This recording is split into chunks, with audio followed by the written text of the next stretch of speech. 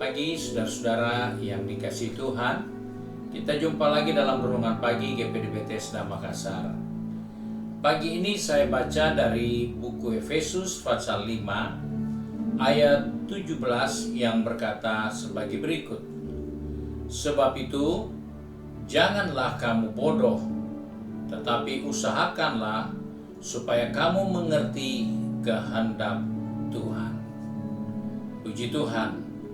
Kita berjumpa satu nasihat firman Tuhan untuk saya dan saudara agar jadi orang percaya. Jangan kita tidak berpikir dengan baik. Karena apa yang dikatakan di sini, kamu bodoh.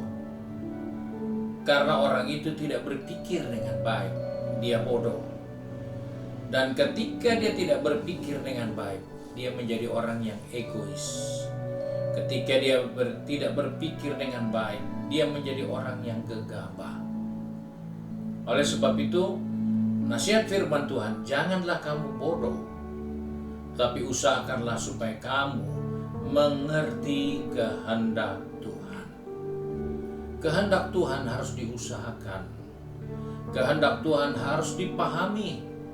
Kehendak Tuhan harus disikapi dengan jelas, karena langit dan bumi akan lenyap, tapi orang yang melakukan kehendak Tuhan, dia akan hidup untuk selama-lamanya. Persoalannya, bagaimana caranya kita mencari tahu kehendak Tuhan? Saudara, Rasul Paulus berkata di dalam buku Roma pasal 12 ayat yang kedua, dia berkata seperti ini. Janganlah kamu menjadi serupa dengan dunia ini, tetapi berubahlah oleh pembaharuan budimu, sehingga kamu dapat membedakan manakah kehendak Allah, apa yang baik, yang berkenan kepada Allah, dan yang sempurna. Saudara yang dikasihi Tuhan, untuk mengetahui kehendak Allah, di mana di dalam kehendak Allah kita menemukan apa yang dikatakan yang berkenan kepada Allah dan yang sempurna. Kehendak Allah itu yang berkenan dan yang sempurna. Jadi dalam hal ini kita harus dapat membedakan mana kehendak Allah, apa yang baik, yang berkenan kepada Allah dan yang sempurna. Ternyata Rasul Paulus katakan dalam Roma 12 ayat 2, jangan menjadi serupa dengan dunia ini. Untuk bisa mengerti dan melakukan kehendak Allah, sikap kita tidak boleh sama seperti sikap orang duniawi.